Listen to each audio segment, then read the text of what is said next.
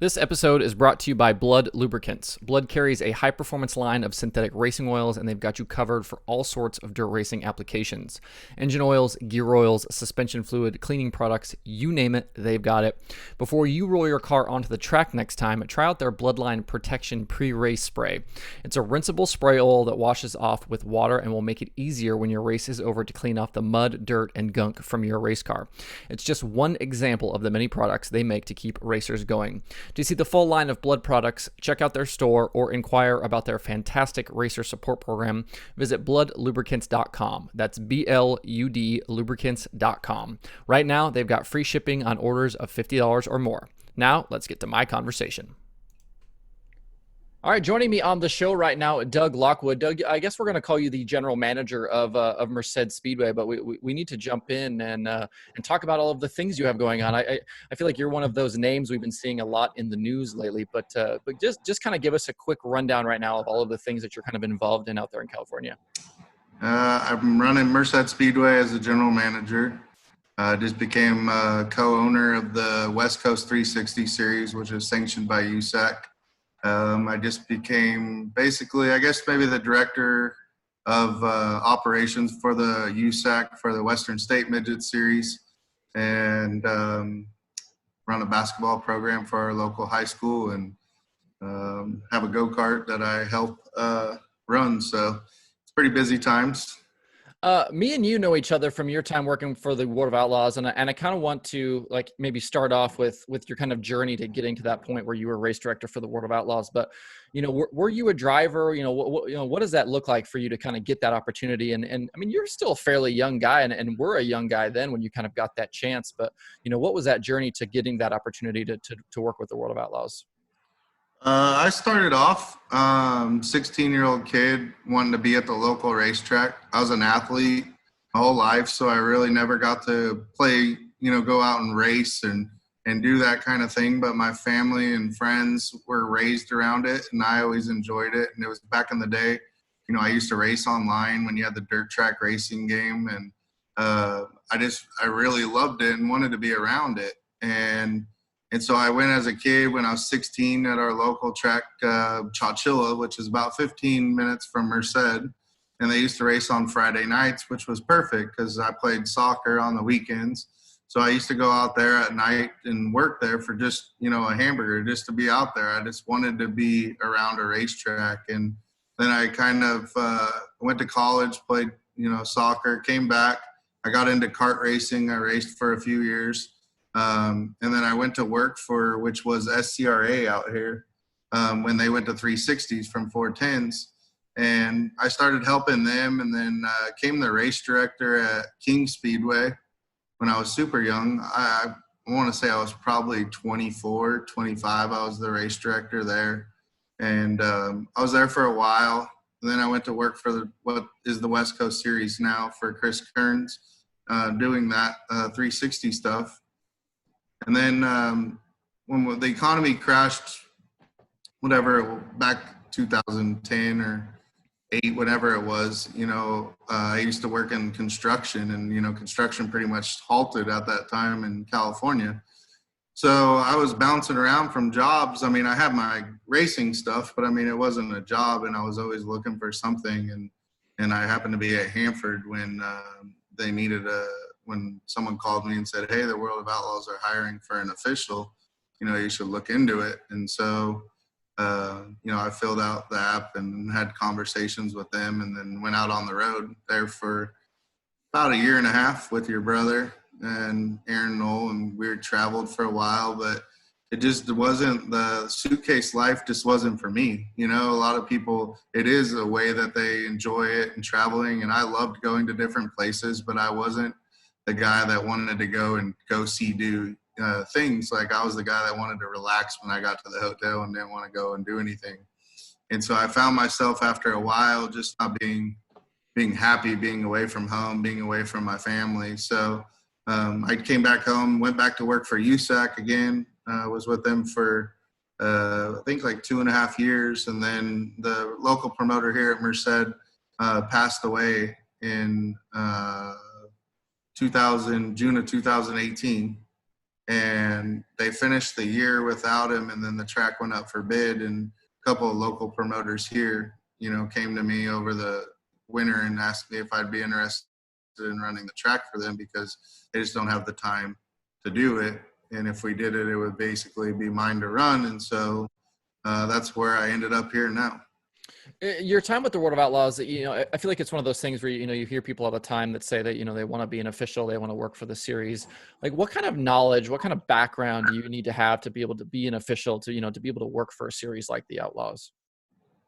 I felt like I had, because I started so young. Like, when I went to work for them, I had already been this. So right now, this is my 22nd year being involved as an official or race guy. I just turned 38 yesterday. So, 22 years, it's over more than half of my life that I've been in this business. So when I went to work for the Outlaws, I had already been doing it for, 12, 14 years, and felt like I had the knowledge of what needed to be done to go out there. And obviously being with open wheel stuff that I had done, that it was a little bit different. I felt like I had that knowledge, but you can't train yourself to get yelled at by Steve Kinzer, like I said, or Donnie Schatz or any of those guys. But what is cool about working for those guys is it is a big family. As you know, everyone out there, no matter what happens, for the most part, everyone's going to have your back and want to be a part of it when you're out on the road. How difficult is it when you're the guy on the radio, like on the receiver, telling these guys what to do? And obviously I'm sure you were yelled at plenty of times and probably did some yelling of your own, but like, how difficult are those situations? I've really never felt it to be difficult at those times, because I've prided myself in making sure that I'm as consistent, as fair as everyone. My number one rule, like when I started a racetrack here and I had to break these guys, is that everyone's a car number. I don't use any names whatsoever when I get on the radio, because if you do that, then someone might get offended that that person's name, but you don't call the other one by their name. So I've always made it a point to always call them by the number. Now, there was some times where I've dreaded, coming down afterwards, they're coming for you. I have one specific one I remember from when I was out with the Outlaws, but, for the most part, I always felt 100% confident in everything I did. So I never felt like bad about it. It was just, it's frustrating for those guys, because they put the time and work in it, but that's also why we're there, is to make sure that the rules and the events and everything are held up the way they're supposed to be, and that's why we're there. So never too bad, but there was a couple instances where you're just like, man, as soon as I go down there, they're going to find me and they're going to let me know. What does that look like? I obviously I know Carlton, Reimers is seriously involved there as well when it comes to those decisions and things like that. But, are you consulting with him? Is that like you guys are going to tag team a situation like that? What does that look like when somebody is pissed off and they're coming at you like that? I think for the most part, I always ask my, officials on the track, hey, what'd you see? Go through the process, then go over it. And sometimes Carlton wasn't up there. If he was, he's not hands-on as much in that sense as maybe most people think, or at least when I was up there, it didn't. I spent a lot more, with like talking to Eloy with lineups and stuff like that, was more than that. Now if it was something big or serious, or you wanted a second opinion, you could turn around and ask Carlton, hey, what'd you think on that? But for the most part, they pay us to do a job, and that's our job. And if we need a second opinion, they're there, but they don't, they're not jumping over the top of you to tell you what to do. You then leave the World of Outlaws and come back west to do some USAC stuff. And, what are things that you kind of took with you, like, maybe lessons you learned or ways to handle things that, when you came back out west and started doing things out in California, that you were able to kind of lean on from your time with Outlaws and, the things you learned from those guys? I think most of it is that I just came back a little bit more tame. When I was young, obviously, you think you don't do no wrong, right? So I was always a hothead, or I handled things by yelling or screaming, or, but now it's, I found that I always had an open book with the racers before, during, after, no matter what it was. Like, you guys can come and talk to me whenever, you know, and I think that helped them a lot, you know, as far as the drivers, so that they knew everything that was going on with stuff. And it was the same situation back for them. You know, they felt like they didn't have to get all worked up or weren't holding grudges for weeks because they were able to talk to you. So when I came back home, you know, I brought that same kind of relaxed sensitivity towards the drivers, and just I've always left an open communication and wanted to make it to where, you know, you come to the races, I want it to be fun for you. I don't want you showing up mad. And that's kind of what happened towards some of the end of my things that I've done out here. I've had to leave because I'm not having any fun. If you're not having any fun, I don't want to continue to do it. So, you know, that's a big thing with me is, you know, leaving an open book and making sure people have fun, because it is a hobby at the end of the day out here now. When you were out there, it was a job. So you learn that, hey, you got to be professional in every sense of the, you know, what you're doing, so that they respect you when it comes down to it, because sometimes a decision I make affects their livelihood, but that's what I'm there for, is to make those decisions. Do you think that you were maybe looked upon differently when you came back to California? I mean, did the competitors look at you differently? Did, you know, maybe track people and things like that, knowing that you had just come off of working with, you know, the series and dealing with drivers like Donnie Schatz and Steve Kinzer and things like that? I think a lot of them were happy to have me back. I mean, I tend to think that because, you know, they, as you know, it's not easy finding officials. It's not easy finding people in this business. And so I've been, you know, whenever I've left, sometimes it's been hard to find someone to put the commitment or the knowledge that I've had in to replace me. And so when I came back, the drivers kind of just were happy, the owners, you know. I don't think it was any, you know, I got a little bit of stuff because I've always been a non-wing guy. And then when I go out to do wing stuff, you get a little bit of banter about that. But for the most part, you know, it was more of, you know, hey, hope you enjoyed it, but we're glad to have you back. I know when you first kind of came back out, you were doing like a lot of stuff like with micros, if I remember correctly. Yeah. And I have to ask you about the famous Doug Lockwood video of you literally catching a micro sprint that was like out of control, like barehanded. Like, you know, take me back to that day and, you know, what your role was and what the situation was. So it was a go-kart, a kick go-kart. And I went out to that track. It was in Chowchilla, actually. And I left that business last year, but I started out when I went out to race one time. You know, I thought I was still young, you know, 6, 7, 8 years ago, whatever it is now. And I gave up like halfway through the night. I went and found a kid to go drive the kart. I'm like, I'm done. I'm not doing this no more. My body can't handle it. And so I was, you know, we ended up, we like have 45 carts, and it took like 9 hours to run the show.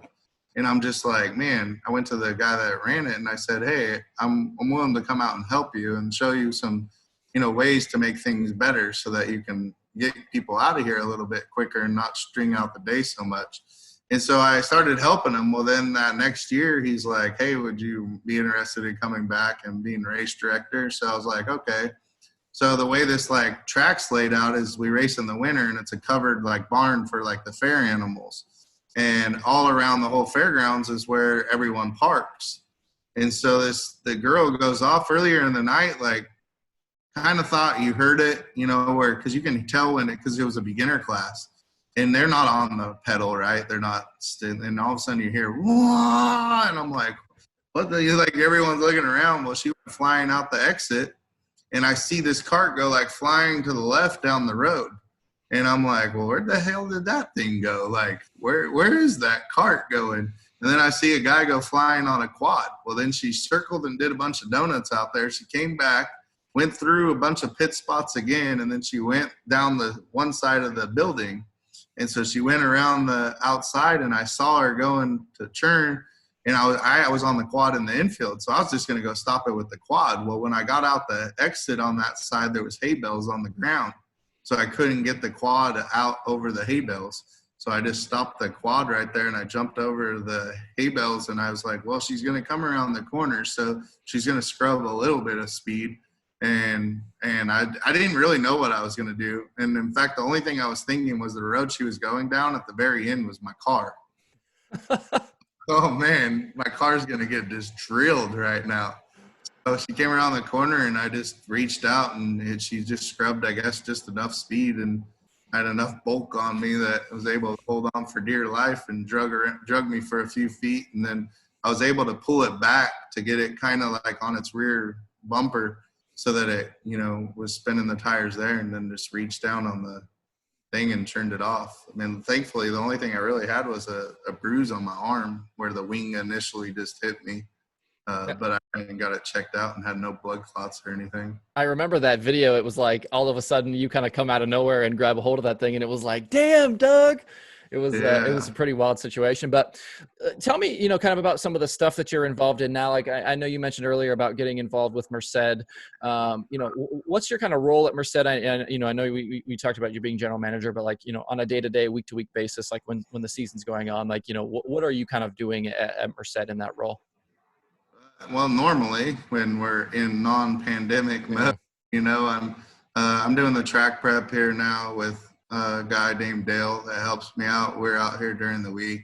I do all the payouts. I do all the paperwork during the week. I mean, you name it, and I'm the one that's doing it. This is my full-time, job and taking care of it. We had, last year we spent a lot of money redoing like the racetrack. We rebanked it, brought in new clay, and redid the whole thing. Took out like 4 feet of the infield and lowered it, and put in our own scale pad, like just everything to just kind of make it a place that people want to come race. That was what I wanted to do with it here. I mean, as crazy as it sounds, I mean, I've been doing it 22 years. Before last year, I never worked in my hometown. It's not like this is where I got my start at. Like, this is where I wanted to go to make things better. And the one thing that, when I grew up that was always frustrating was Merced was always the same divisions week in, week out, always, 26 times a year. It was the same show every single week. And I wanted to bring a different flavor. I wanted to bring sprint cars in. I wanted to bring dwarf cars in, midgets, and like I wanted to bring big shows in. And make it a place where these guys want to come and race, like, and mix it up for my fans. The fans want to see stuff different each week.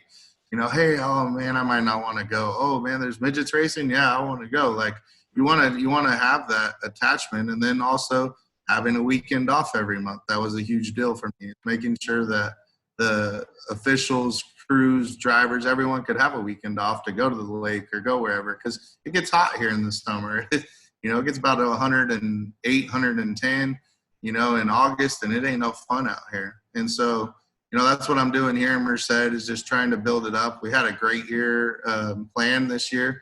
We got our ASCS race in, which is showing on MAP TV quite a bit. We had a good show that night, and then we got canceled before our second race of the year, and we were shut down. And then we started up again in June, ran one race with no fans. We ran in August. I put together that IMCA Speed Week out here, and we did 6 races, 6 tracks in 6 days. So I ran that series, plus, having a track in the middle of it was fun in August, but got lucky with the weather. So I've had 3 races this year. How difficult has it been, like with the pandemic, to try to put stuff together and make sure you're following the rules and making sure the local government's happy? And are people, like, are racers kind of beating down your door trying to get you to open back up, or, what's it been like? Yeah, for the health part of it, it's not been too bad with our county here. They're just like, hey, here's the state guidelines. Just follow them, please. Make sure you have everything done. As to where some of these other counties, they're getting like restricted pit people, like how many people they can have, and such. So we've been blessed in that way. But at the same time, when you do an event with no fans, you have to have sponsorship. You have to have the pay-per-view, and you got to have like a home run event. That's what I call it, because you're just not going to make enough it's hard enough to make it in this business with fans, and then to try and make it without fans. I call it like I have to do home run events. Like, I got to make sure. So That's kind of where I've went with the whole strategy of everything, is just to make sure that when I open the gates, I'm going to have 100 plus cars in the pits, because that's what I need to make it work. When you put together that IMCA Speed Week, which I remember, and I can't remember if it was on Flow or on Speed Shift, one of the two, but like how much preparation, how much does, work does it take to put something like that together where you're going to race, over an entire week at multiple racetracks? Well, I wish I could have had longer, but it was a crazy idea I had to get. It was on Flow and Speed Shift. It was when they combined, so That's they've right. been on both. But I was sitting at home in July, like right at the end of June, beginning of July, and I was watching like I think an ocean race on Wednesday, and then Marysville was racing Thursday, and someone was running Friday, and then Saturday, and then Sunday, and I'm like, man, you ain't never seen this in California. Like, we don't race midweek out here. Like, everyone's Friday or Saturday. And I sat there and said, man, this is the time, if racetracks are doing this, like, this would be the great time to try and do a speed week. So I sat there and I put it out on my Facebook just randomly, like, hey, drivers, would you support a speed week if there was one put together? And like 2 days later, I had 6 tracks committed, and I had a schedule out on 4th of July. And we started in the middle of August. So we put it together in a month. And I was hoping to get like 60 cars, right? We were doing 2 divisions only. We did 1 local division as a support class. And I was like, if we could get 60 cars between the 2 classes, like it'll be something to build on. And we ended up averaging 82 cars an event. And we had over, I think it was like 52 modifieds and 30 sport mods is what we ended up, and it just crushed it. It was way successful, and hopefully we're going to be able to build on it. We just got a contract with Flow again for the next 3 years for it. So excited, we're going to be able to go to Reno in December and hopefully be able to get more tracks and kind of expand it maybe, and give a day off in the middle for the racers. How do you work with the other tracks out there? I mean, obviously there's a ton of great racetracks in California, but, are you kind of in communication with those other, track promoters and GMs, to try to, see what you guys can do together?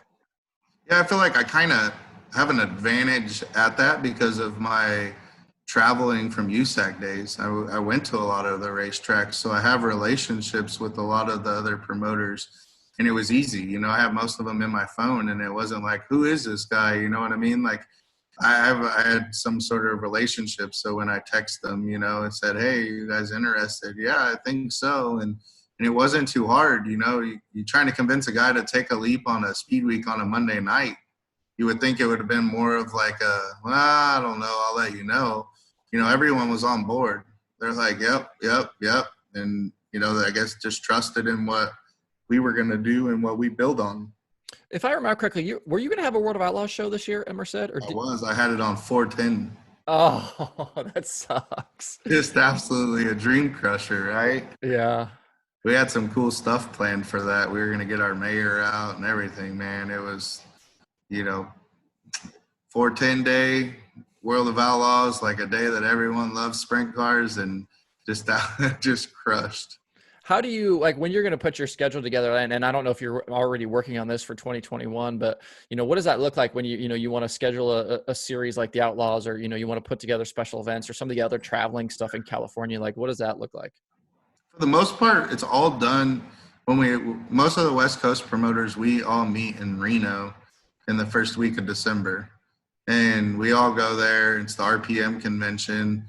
And most of the time we all just, there's this little area down by a bar that has a table, and there's a lot of pencils and papers, and everyone tries to work with each other, and you kind of move around the days, and most of the scheduling is all done there.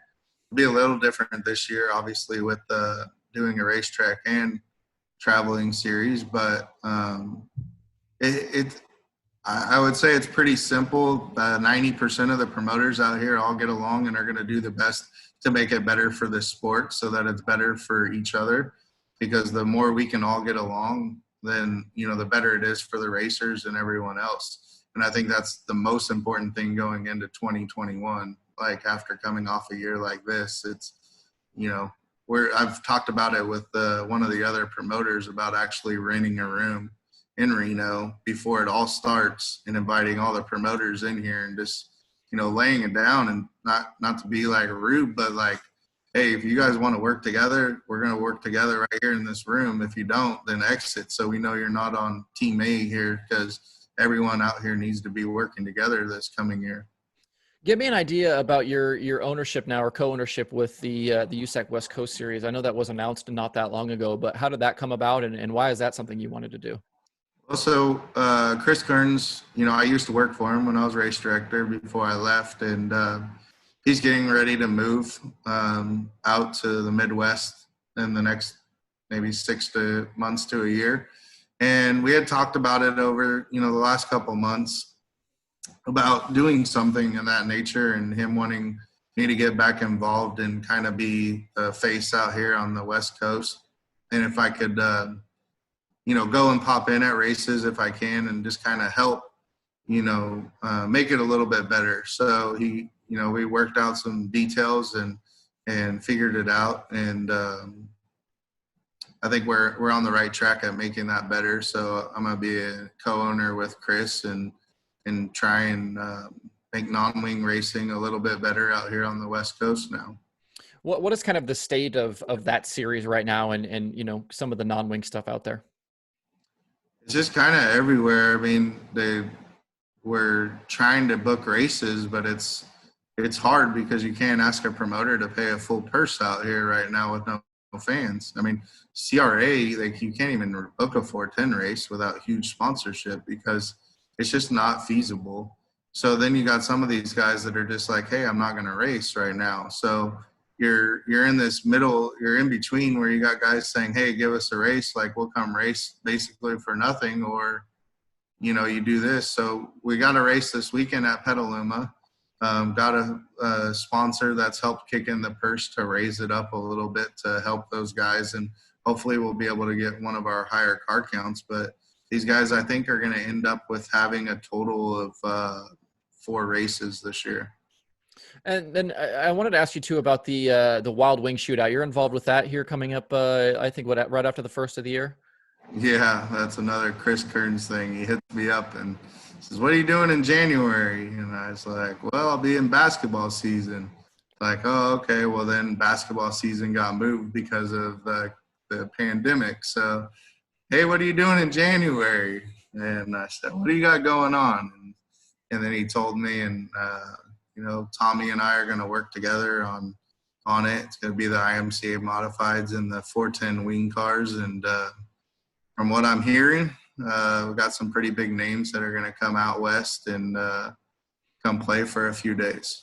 Is that something like, are they, enlisting you to help kind of get some cars out, or are you kind of handling more of the modified side of it? So I think what the plan is, when Chris and I talked, was Tommy's kind of handling like the event side, pit side, all that kind of stuff, and then I'll be race directing the event with the modifieds and the sprint cars.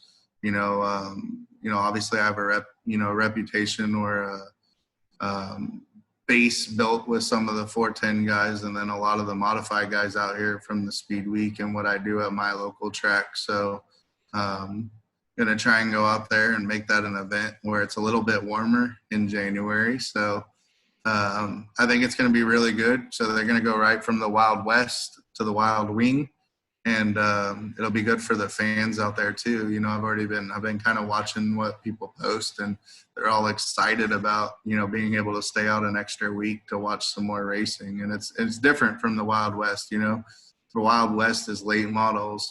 They run the USRA modifieds and the X mods, which are a little bit more power, different tire, different car. And then you bring in the IMCA modifieds and Wild Wing with the 410s, and it's going to be a good 2.5 weeks of racing. What's the rest of your year look like? I know you talked about RPM and stuff in Reno, but are you trying to schedule more races? And, does it get to a point where you kind of have to shut down? Does it get too cold, or, are you able to kind of keep trying to schedule stuff? I've actually got more races scheduled in the next month than I have had all year. So the next weekend we're running our normal Dirt Nationals here. John Ford Jr. and Bob Smith memorial race we run every year at the end of the year. It's kind of like our local end of the year race for those classes.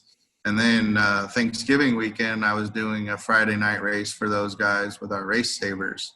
Well, then when all the stuff with USAC came, I called Levi and I said, hey, there's no turkey night, man. What can we do? I want to have a national race. And so we started talking, and I didn't want it to be like turkey night, right? I don't want nothing to like step on anyone's toes or anything. So we decided, well, let's do Tuesday, Wednesday, and then everyone can be home on Thursday, because you don't have to work on Thanksgiving for most people. So, Wednesday would be a good night to do it. So scheduled a midget race or midget practice, and I'm running micros and the BCRA lightning sprints on Tuesday night. And I was like, man, I want these guys. I mean, just practice is always boring, right? It's like, it's not fun. So, I've been watching like what Indy did with the BC race. They did the police in pursuit, and you see the match races. So I said, I want to kind of do something like that. So we're going to do a match race with 24 drivers. They'll all draw a stick for their group. They'll get split into 4 brackets pretty much. So there'll be 4 groups of 6. They'll go out and race 6 laps, and the top 3 from each one will go on. So then we'll have 2 6-car semifinals. They'll all redraw again. Top 3 from each one of those goes, and we'll have a 6-car finale for 10 laps, 1,000 to win. And, that should get some blood flowing, the guys that want, and it gives them also an opportunity kind of just to test the track under racing conditions and not so much just practice. So that was a big deal on what I wanted to do on Tuesday. And then obviously on Wednesday, we're going to do a full midget race and a full wing 360 race. What are you going to run just like a standard format for that midget race? Is it just going to be like standard USAC format? Yeah, standard USAC format, and then a standard. We're going to follow the like SCCT out here, their format for the wing cars. Nice. So with all of these things going on, I'm curious kind of what your future plans are. Do you have more ideas for Merced? What do you kind of want to do even more going forward? Well, I mean, I felt like we had a good schedule this year at Merced, and it just destroyed. Like we were bringing back our destruction derby during our fair that hadn't been here in a while. I had some midget races that worked out really well last year. We did one on Easter weekend where we did like a trick or treat style for the kids and had an Easter bunny, and like just making it. My thing is I was always making it fun. We talked a little bit about that earlier, and that's try to what I concentrate on it from here, from the racer side of standpoint, the fan standpoint. And I think we're going to do another ASCS race to start the year off. It was very successful. We ended up setting the California record for car count. We had like 52 or 53, I believe it was, at our race. And go from there. I haven't talked to the Outlaws yet because obviously they probably just don't know what we're doing out here, and that's the hard part. We can schedule all the stuff with our local traveling clubs out here because we're all going forward. Like 2021 will be better for everyone. And that's the only way you can go about it right now, and is just hope, with your schedule that by March, April, that everything will be a little bit better for everyone to come and watch races here. Because right now, I mean, the fans are not allowed. Yeah. Are there things you want to do at Merced? Are there facility improvements, things like that you're wanting to do? Yeah, we want to put a new scoreboard in. This last year, we put in a new fence in our turn 2 area. We want to probably finish the back straightaway and some of the stuff we did. But we did a lot last year. I mean, we did a huge amount of upgrades last year. We redid my office that I'm in here, got completely done. Our beer room that we serve out got redone. We lowered the infield here 4 feet. We redid the banking here. It used to be really low. It's got about 23 degrees now here. It's hard to see it in pictures, but I mean, racing wise, you can see it. We put in our own drive on scale pad out here, so you don't have to set up one of those dinky ones each time. The guys can roll right on, roll right off, and I feel like we've done the right things because, I mean, every week it seems like our pits are really small here. And every week we have to put people out in our overflow parking lot. And it's now became just like our parking lot. Like we just don't take it down because we have to use it almost every single week. What does it kind of mean to you? I'll let you go here, but what does it mean to you as somebody from California, from that area, to then be able to come out there and make improvements at Merced and get involved with ownership and really try to elevate things out there? And it's meant a lot to me. I take pride in it. I got to work with my mom for, 6 months before she passed away. She always supported in what I did, but was never, never worked with her. And so be able to do that for a while, and just people out here that I've known all my life. But when it came to the weekends, I went one direction and they were always at a different one. So, to come back here and see it going in the right direction is what, means the most, to make it the most successful it can be. And we have a 5-year contract. This is year 2, and hopefully to be done at the end of it and say, hey, it was successful. Let's do another 5, and see where we go with that. That's what we want, is just to give the locals a place where they want to come and race. They don't want to go out of town every weekend. Where they can come, and this is the place that they want to be at, is what we've set out to do. And I think we're on the right track for that. Well, I certainly appreciate you taking some time with me today, but if people want to come to Merced, if people want to race at Merced, what's, how can we get in contact? What websites can we go to? Where can we find out what's going on with you guys? So our website's www.mercedspeedway.net. We also use the My Race Pass for all of our stuff. And those are our contacts. All of our phone and email, everything goes through the website, so it's super easy. I mean, I don't even think I've taken the track phone home once. It probably hasn't been charged in 6 months. It's so frustrating, as much as the fans want to be back and we want them to be back. It's hard telling them, hey, is the stands open? No, we'll let you know. Trust us when we will let you know when we get it. So that's just where we're at, man. We just want to get back to normal. But everyone being so safe and healthy it's the most important thing. But at the same time, it can be frustrating because you watch and tune into like an outlaw race or something somewhere, and the stands are packed out there, and you're just like, why? That. Yeah, no doubt. Well, Doug, I certainly appreciate the time today. It was good catching up, and good luck with everything out there. All right, man. I appreciate it.